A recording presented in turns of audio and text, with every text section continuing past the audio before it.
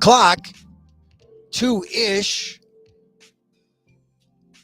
Hello and welcome, everyone. It's Emil. It's Emil Guillermo. Emil, Amok to you. You found us. This is my secret podcast. It is, because, I don't put it out just everywhere where you can podcast. You know how people like to brag? Oh, available wherever you podcast. No, this is not available wherever you podcast. It isn't. Is that my laziness? I just want to be slightly exclusive, slightly small. I don't need to be the United States of America of podcasting. I could be like a small little corner in California, the blue part of the red part of the blue state. That's where I need to be. Anyway, this is Emil Amok's Takeout, my takes on all things considerable. There is so much going on. There are so many people I need to call and reach out to and say, are you okay? Are the people you love okay? And I haven't, but if I do it here, then I feel like I've done it. Oh yeah, I don't want to seem preoccupied with Filipino American National History Month or my birthday where I declared to the world that I'm 118. But I am concerned about people who have loved ones in the Middle East, and I'm talking both sides. Both Gaza, the kibbutz, and the kibbutz around that southern region of Israel. The numbers of dead just keep going up. They keep showing pictures, and I think this is a thing that we have to realize. The reporters are coming back and saying, I haven't seen anything like this ever. The level of violence, the level of evil, the level of the way that people were killed, even in war, it's obscene. War is obscene. As a pacifist, I'm repulsed by the idea of war and violence. But the level here, the scale, I heard someone talk about the intimacy of the violence, meaning the killings took place face to face, up front, almost like an execution. They're staring at their opponent and they're taking a life. That is cruel, inhumane. There are rules, even in war. That's why I don't understand how people get political instead of getting in touch with their humanitarian roots, not their political roots. This is not a matter of, well, that side right and that side is right and that side's wrong. No. It's not a matter of, this political party and that political party or that nation and this nation. It's not politics. You have to look at it from a humanitarian perspective, and then it's just good versus evil, and it's clear where the evil is here. Like, say, what about historically? We're talking about right now, how Hamas has acted right now. And what Hamas did is unjustifiable, unforgivable. And they keep showing that the people who survived and who are grieving for the people who didn't. We're talking about a lot of the Americans. There are a couple dozen Americans. And for the most part there in the southern region, it was people who believed in peaceful coexistence, people who believed in pro-Israel, pro-Palestine. And now some of the most vocal activists, proponents of that coming together, that unity, they're gone. So I think it's instructive that you see the Israeli government say, we're going to form a unity government. This is what happens, right? They've been saying that this is Israel's 9/11. Well, thank goodness one of the headlines is the divisive government in Israel coming together, a sense of unity. There's that key word, unity. We're not seeing it in the United States, where a gagster, Matt Gagster, pretty much took down the Republican Party, decapitated the leadership of the House, really shut down the House of Representatives, so that if you wanted to talk about aid to whomever, some kind of aid to stop the war that's going on now, can't have it until you have a Speaker of the House. We almost got one today.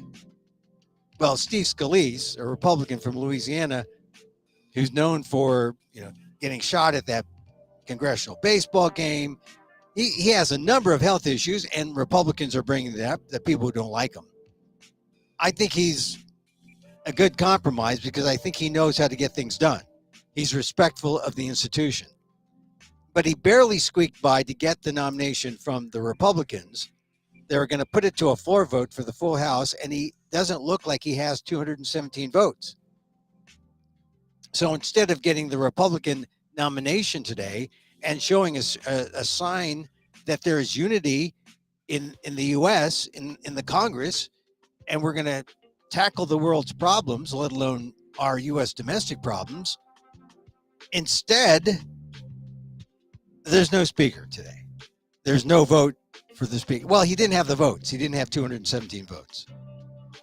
But we, in the United States, the land of divided government, we could not, in light of some of the worst things happening in recent days, right? Since Saturday night, Sunday morning, we couldn't come together. We couldn't put politics aside. We couldn't choose humanity. We couldn't show a united front. We couldn't find that elusive term, unity, and elect a Speaker of the House so that the U.S. could be back in business and back on the world stage. I mean, Blinken is going over to Israel. There are U.S. hostages there. This is a U.S. problem. And the Republicans didn't have the courage for unity. So we'll see if Scalise can get the 217 votes. We don't know when there's going to be a vote. But that would have been a nice thing. Israel declares its unified government, and then the United States elects a speaker, and now jointly we can go forward and try to stop the carnage and move back toward talking, negotiating toward a peace. And there's no peace. There's only the death toll is going to rise. That's one thing we know. But no negotiations yet. So that was really distressing when you got some hope when Scalise got the nomination, but then none when they couldn't get the floor vote. They were saying, "Oh, we're going to have a floor vote in a couple of maybe in a couple hours. We're going to have," and then no floor vote. So it's distressing. I'm going back to Harvard in a couple of days. I'm going to go to the HAAA, the Harvard Asian American Alumni Association. So that's HAAA. I'm participating in a story slam on Saturday night. And if you want to see it, I mean, it's me against some young storytellers, alumni. If you'd like a ticket, contact me at amok.com. Say, "Hey, I'm in Boston," and you can get a free ticket. I've got a handful, you and a friend, whatever. If you're listening to this, say, "Yeah, I'll be in Boston. Yeah, I'll go see it." It's going to be there on campus. It's free, but you need a ticket to get in to the HAAA Story Slam. It's the Harvard Asian American Alumni Association Summit. And of course, I go there to tell stories. We'll see what happens. It's a competition. So that's on Saturday. But I bring up Harvard because the latest is there's a big brouhaha over Harvard's statement, or lack thereof, of a real strong statement that was not necessarily pro-Israel, but anti-terrorist attack. And it would be pro-Israel, but anti-terror attack. There was instead a statement by I think 17, more than a dozen student groups. And it was just, what you'd expect from a student group. And of course, so many people were upset that it wasn't stronger, that it wasn't a condemnation. It wasn't even to the level of Joe Biden, which is the scary thing. I mean, not scary. It's just that there's Joe Biden saying this is evil, this is terror, we will not abide, we stand by Israel. Joe Biden, he's showing his mettle here. And I think people should appreciate that. I'm not sure if that's happening, but he is as strong as he could be, and he is the leader. He is the natural leader with his experience and his ability to stand up to these acts of terror and to say boldly that the U.S. stands with Israel. So Larry Summers, who was a member of one of the cabinets a couple of administrations ago, the Obama cabinet, former president of Harvard, was critical of this student statement, which was kind of namby-pamby, maybe pro-Palestinian slightly, but it was actually a group statement, student organization, 17 of them.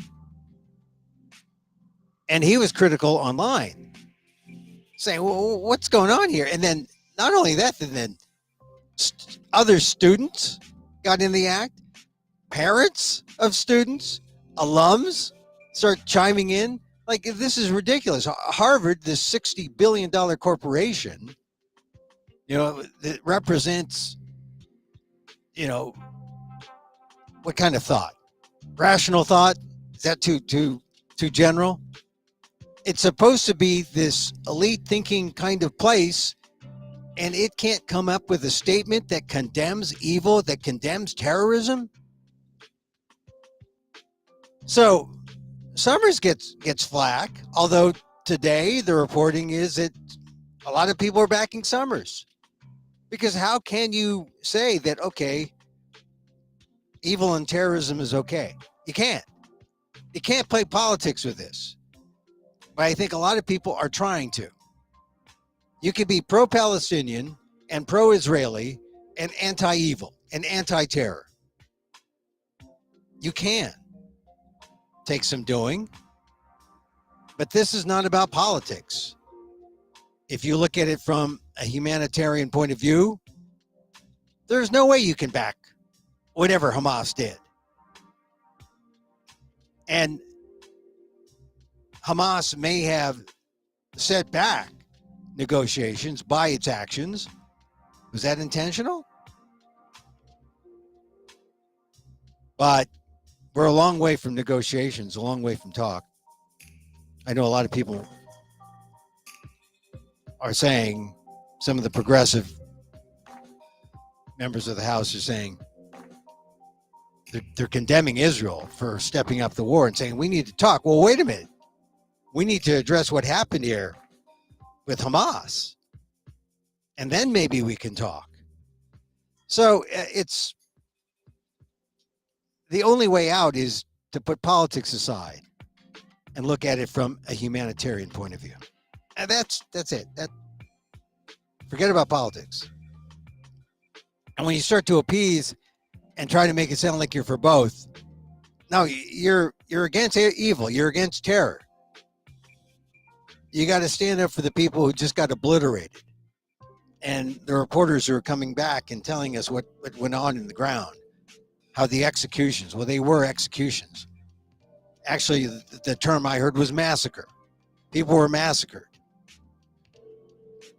We can't abide by that. We can't stand by that. So I don't know what's going to happen, but I would like our United States government to get on with it. And we can't get on with it unless we have a Speaker of the House, and we don't have a Speaker of the House yet. All right, I'll talk about one other thing that made the news, and that is Axios is reporting. You know, you got to figure this is a real sticky position if you're Volodymyr Zelensky. You know, what are you going to do? And to make sure that people don't forget Ukraine, Zelensky, and this is a scoop from Axios, Ukrainian President Volodymyr Zelensky wants to visit Israel in a show of support for the country amid the fighting in Gaza. Two Ukrainian and Israeli officials told Axios. Now, why it matters. A visit by Zelensky would boost international support for Israel's counteroffensive against Hamas, although I've heard from people in Israel that Ukraine is a difficult topic for some people in Israel because of some past actions on the part of Ukraine. Wasn't specified. But if Zelensky visits Israel, that might change things. Zelensky's office sent an official request to the Israel Prime Minister's office asking to coordinate a visit. Talks are still preliminary, but it enables the scoop by Axios. Zelensky said today that in the early days of Russia's invasion, it was critical for Ukraine not to feel isolated. This is why I urge all leaders to visit Israel, he said. Between the lines, Zelensky has publicly supported Israel and equated the Hamas attack to Vladimir Putin's invasion. In fact, I think it's pretty easy to see. Israelis are sovereign. Here's an attack. Is it an invasion? Well, somewhat. I mean, they want the Israelis to leave. They want the Israelis out. This is why when I asked my friend, my Filipino-American Israeli friend, earlier this week when I heard about what was happening there, I asked him, are you safe? Yes. Are you guys leaving? No. Not leaving. And that's how I knew my friend was no longer the average Asian American Filipino. He was living in Israel and he was not leaving. I mean, that he'll come back. He comes back every now and then goes back home to Israel. But that's clear to me. His life has changed after nearly a decade in Israel. I think it has to. You live in that situation. He keeps wanting me to go out there and swim out there in the Mediterranean or the Red Sea or something. Maybe someday. But not in the near future. Not until they figure out. Not until we get out of this mess. It's a moral mess. And the sooner that people understand, it's not political. We got to see what this terror attack means. Deal with that before we can get back on track. Axios says the big picture is Russia hasn't expressed support for Israel or condemned Hamas since the war began. Russia has been holding talks with Hamas for years, including hosting official Hamas delegations in Moscow. So that's a report from Axios saying no, or saying yes, Zelensky's going. Looking at an Israeli trip as a way to make sure that the self-interest for Zelensky is clear. He wants to make sure that people keep Ukraine in mind. He can't be the second fiddle war here. And then the other top story, an Axios, the latest dispatch, is how House Majority Leader Steve Scalise won the nomination for Speaker, but didn't get to the floor vote because he doesn't have 217 votes. He only won by 113 to 99, which means 99 Republican representatives said, hey, let's think about this. So we're not quite at unity. We need to be at unity so that we can have that vote, so we can have a speaker. And I hope everyone is taking notes so you can look back when the election comes rolling around. Who do you trust? Can you trust the Republicans to put politics aside? Can you trust the Republicans to do anything grown up and responsible in the name of our government, in the name of our country? So, yeah. The other big story. All right, I copped to this. I bought a Powerball ticket.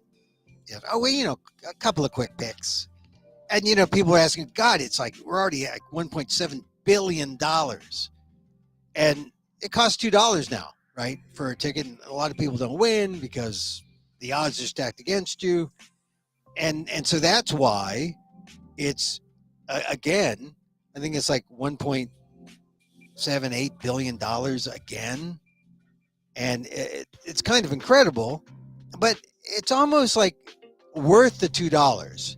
I mean, where else can you spend $2 and dream of maybe, even after taxes, winning a huge pot of money like that?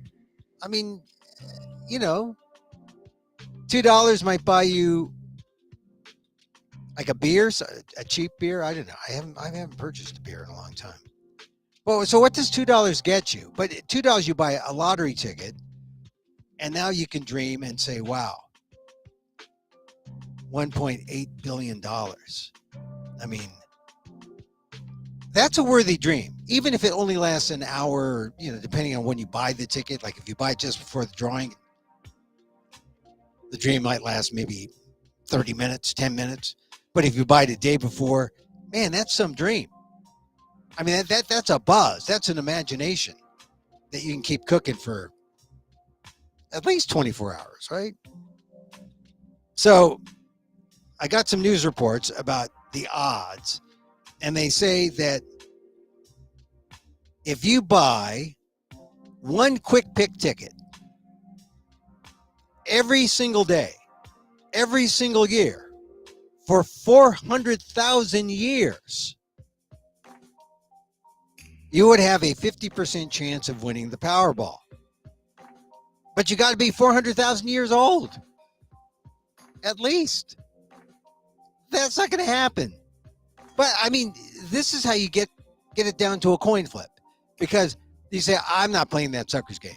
Powerball is a sucker's game. Not if it's a coin flip. If it's a coin flip, you'd say, okay, let's do it. Coin flip. Okay, heads. Okay, I didn't win. Tails. Oh, I won. Heads. You just have to win a couple times to be set. But those are the odds. You got to buy a quick pick ticket every single day, every single year, for 400,000 years, and then the odds become 50%. Of course, the odds of living to 400,000 are not good. Not good. I'll tell you in a second how to increase your odds of living longer. But in general, the odds are 1 in 292 million, which are pretty daunting. But, you say, forget those odds, Emil. Look, we just want to dream a little bit. Dream a little. It's a little spike of positive attitude. That's what we want. So how do you live to 400,000? Okay, I said this week I'm 118. I copped to 118. The reason I did so is because I looked at Filipino American history and I said, yeah, my life is the way it is because of my dad. When he was born under the American flag in 1905, a colonial baby, that's when my life began too. And so I'm 118. Still, that's not like 400,000, which I would have to be in order to get the lottery odds down to like a coin flip. So, according to nutritionfacts.org and Dr. Greger, here's how you can live longer. Maybe not 400,000 years, but you can live longer. And this is based on a study of almost 500,000 people. Replacing just 3% of calories from animal protein with plant protein was associated with a 10% reduction in overall mortality risk. That's not much. Just replacing 3% of the animal protein with plant protein, and you get a 10% drop in mortality risk. Now, that comes out to be an extra year of life. So swapping out just 3% of any animal protein with plant protein, and egg protein was the worst, meaning egg whites. Swapping 3% of calories of egg whites for plant protein was associated with more than a 20% reduction in overall mortality, worse than red meat. So, I mean, to me, it's kind of clear. Drop the meat-based protein, drop egg whites even, replace with plant-based protein, and you can get about an extra year of life easily, just with a 3% replacement, to get a 10% reduction in the overall mortality risk. That would be like 1 year. But if you extrapolate, and if you go all vegan or all plant-based, consider the number of years you can add to your life expectancy. This is from nutritionfacts.org. Dr. Michael Greger, and of course, he's got a new book out called How Not to Age. Some of that's his new book coming out. I just thought I'd share that with you because a lot of people will say, "Well, Emil, we know you're vegan." And that picture of those Filipinos, that was vegan because there was no lechon. There's no lechon in that picture. They said that to me this weekend. Anyway, so when I used to go to Boston as a young man and go back for visits, it was always a great thing to go get, the native foods. And back then, the native foods were lobster, right? No lobster. High in cholesterol. Bad for you. Bad for you, bad for the lobster. And like I said, if you want to improve your odds to win the lottery, Powerball, that's it. You just got to stop eating meat. Stop eating meat. Okay, that's it for our show today. We're trying to do these shorter shows because, shorter shows mean maybe you'll make this podcast less secret. Once again, I'm going to be at this Harvard Asian American Alumni Association event on Saturday. It's at 8 o'clock on Saturday, I found out. Not 7, not 7:30, 8 o'clock. 8 to 9:30. It's a fun thing. It's a story slam. I tell the story. It's free if you contact me through the website here, amok.com, and I'll put your name on the list and you can come. It's free, but you got to, get on the list. So that's Saturday. All right. We like to end our show, if you're a regular listener, and you know where to find us. We're on YouTube, the Emil Amok Guillermo channel on YouTube, which is at Emil Amok 1, YouTube at Emil Amok 1. We're on Twitter at Emil Amok, or X at Emil Amok. We're on Facebook, fb.com/EmilGuillermo.media, and you can find the replays on amok.com. So, regular listeners know we like to end our show with a little meditation. And so, as I wish for me, I wish for you. May you be safe. May you be happy. May you be healthy. And may you live with ease. Emil Guillermo here. Amok.com. Till next time. Mahal.